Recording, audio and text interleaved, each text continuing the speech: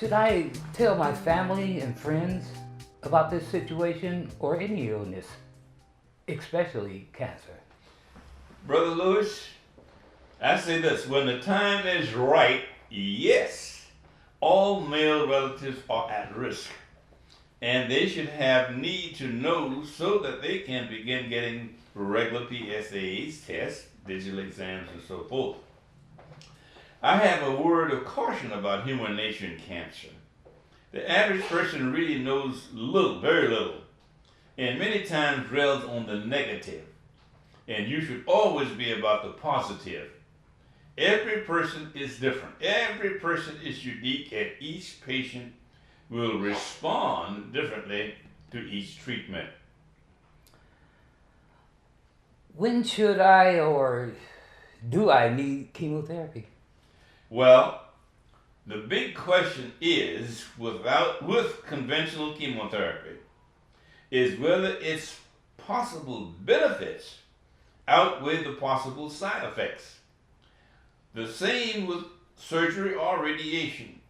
In stage 1, I would most certainly suggest other options, like a change, of course, in lifestyle, in the kind of food you eat, to build up your immune system, avoid toxins, bad fatty foods, milk, red meat, pork, lamb, these kinds of things.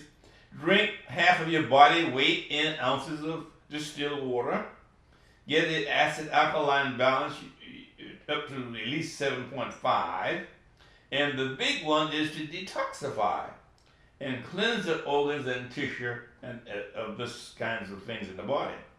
And do a natural home chemotherapy with sodium bicarbonate, molasses, and still water. Now it also said you can use maple syrup as well. The natural protocol will not harm, but only build up the body organs and tissues and kill cancer cells and flush them out of the body. The immune therapy is another thing. There are an exciting advanced and study protocol that stimulates the body's own immune system. This immune system in the body God put there to help fight off these kinds of problems. Wow, this is quite a list. Can you break down the acid alkaline details, detox, and chemo a bit more for me? Yes, Brother Lewis. The acid in the blood is important to keep it at least 7.5 because the blood circulates throughout the body 24/7. It don't stop. If it is dirty with acidosis, etc., this reaches every cell. Abnormal cells attach itself to these organs and areas in the body. It lives on mucus, fat, collagen, acid, sugar, and fungi in the body. Detoxification of the body, cleanse of the organs, is like keeping the oil and fluid in your new car change on a regular basis. If failure to do so, in time, you got a breakdown. So with the body, we must not stop up the pipes in the body. That's the veins, the arteries, and the vessels. Along with the major organs, you must keep these clean. And the way you do that is with carotenoid foods, uncontaminated water, natural herbs, and supplements and vitamins. Sodium bicarbonate is a universal substance like iodine. It's been used for thousands of years.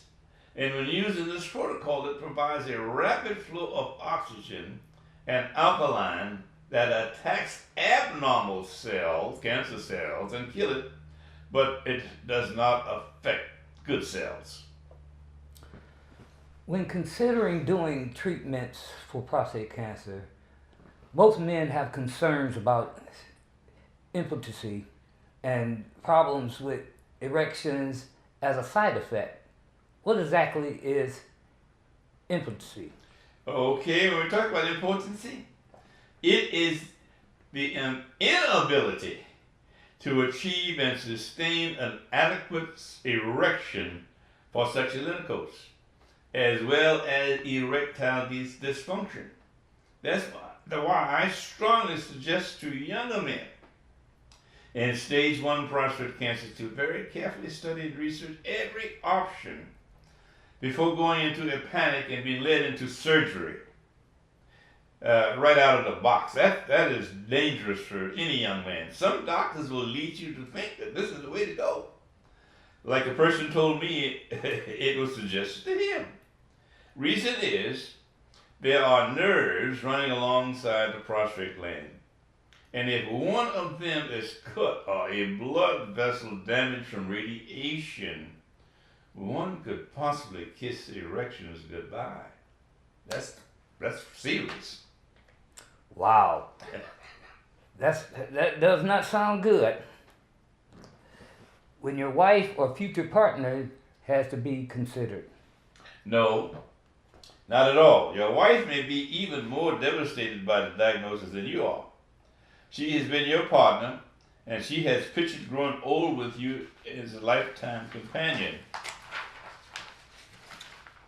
Remember, you must include her in every step of decision making. Include her in every step. Ask her opinion. Listen to her answers. They could be better than yours, especially at that critical time. Well, can I become impotent if I choose to do nothing for my prostate cancer? Yes. Many men describe problems with erections even without any of the dramatic curative treatments that are available. That's why it's so important to make these doctor visits and exams accordingly. Again, why I strongly recommend one to do his own research and get more than one opinion is you must be careful the treatment a doctor gives you does not block your testosterone. The male hormone testosterone is responsible for much of the male's drive called libido. It plays an important role in the ability to get an erection. When this testosterone is eliminated from the body, it is common for men to become impotent. Look for every alternative treatment or cure possible. And in the early stages, you can do this without fear. I ask you, Brother Cleveland, what do one do if prostate cancer returns? Well, this tells me that if it returns, that you have not followed through and done all you should do to keep it from returning. And many fellows fall prey to thinking, well, the doctor says it's going, I don't have it anymore. They go back to their old lifestyle. That you cannot do. Because what brought on the cancer in the first place is your lifestyle, the way you eat, what you drink, the supplements you did not take to feed the prostate in the first place. So if you go back to that way of life, you must expect it to return. And that's all that the big pharmaceutical chemical drugs do. It stops for a period. It helps for a while. But sometimes you need that. But if you don't take the advantage of changing your lifestyle, then you got a problem. I say this. That's a very good question, Brother Lewis. We have talked about things we can do to have at least an 80% chance of avoiding cancer in the first place. I can only stress that it is not unusual for cancer to regain or regrowth in a tissue or an organ. That is why you just cannot let up and be too comfortable once you get a good diagnosis at stage 1 that it's gone, or any stage that it's gone because of the nature of abnormal cells. Again, there are 100 trillion cells in the adult body, and it is said that 60 to 7 million die each day. 11 months they can be renewed in the body.